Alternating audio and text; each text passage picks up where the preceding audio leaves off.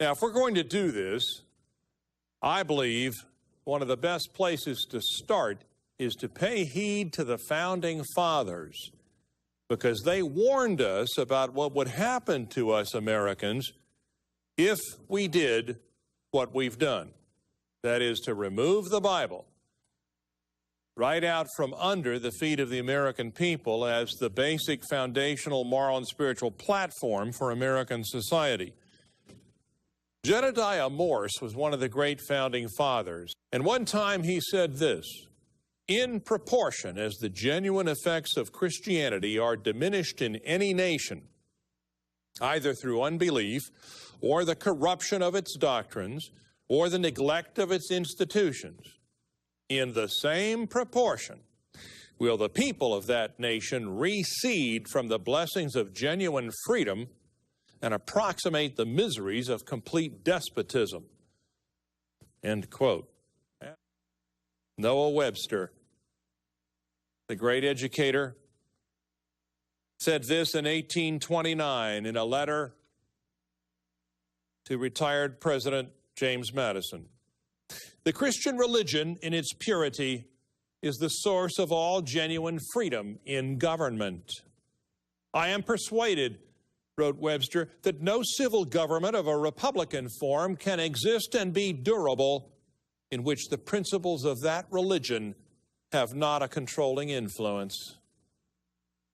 What an amazing statement to the ears of modern Americans. Our Constitution was made only for a moral and religious people. It is wholly inadequate to the government of any other. No wonder things are coming apart, folks. When the American people begin to lose this sense of morality and faith in God, then everything begins to crumble. The Supreme Court of New York State said in 1811, whatever strikes the root of Christianity tends manifestly to the dissolution of civil government, because it tends to corrupt the morals of the people and it destroys good order. And here's one that'll surprise those of you that are old enough to remember Harry Truman. President Harry Truman said this: the basis of our Bill of Rights comes from the teachings we get from Exodus and St. Matthew, from Isaiah and St. Paul. If we don't have a proper fundamental moral background, we will finally end up with a government which does not believe in rights for anybody except the state. You see, America is about ideals. It's about a vision. We hold these truths to be self-evident. Do you ever think about this?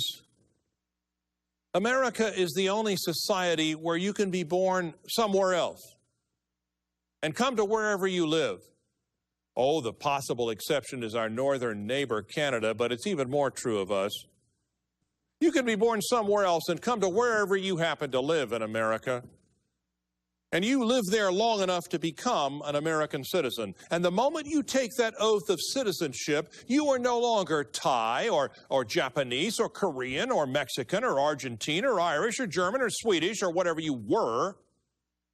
At that moment, you have become an American. But if you're born in Baltimore and you go live in Beijing, you are never, ever going to be Chinese. You ever think about this? You're born in Temple, Texas, and you go live in Tijuana, you are never going to be Mexican. All you're ever going to be is a transplanted Texan or Marylander or New Jerseyite or whatever you were born. We have something to prove, which is that faith in God and practicing His Word can break down all the sin barriers that we human beings tend to erect against each other, and there can be a just society. That's not craziness, that's doable, because any place you let the Spirit of God change your attitude about your neighbor, there is where justice begins to come. That's how just society is created.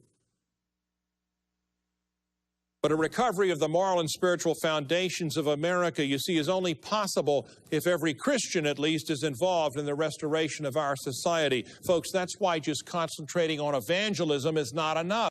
We've got to engage the culture. We've got to get out of our ghetto mentality, our circle the wagons mentality. Christians in America are increasingly on the defensive, and this is no good. That's why we're losing the culture. You see, both church and state are ministers of God. Check out Romans chapter 13, the 3rd verse. The church is called to carry out the Great Commission to bring the world to Christ, but the state is called to administer justice.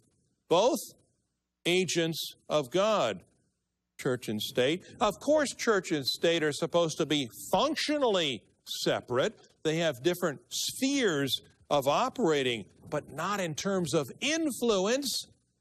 They're both supposed to be reading off the same page, both influencing the world according to godly principles. That's what the Scripture plainly teaches. Christians need to be involved because either a Bible-based morality is going to shape the laws or somebody else's morality is going to shape the laws. The great philosopher Aristotle said, quote, "Politics is the deliberation of the question, how ought we to order our lives together?" That's all it is. Politics is simply deciding the question, how are we supposed to be living together? Now, whenever you use the word ought, morality is obviously involved. You ought to do this, you ought not to do that. You see, so politics and law are obviously shaped by morality, somebody's morality.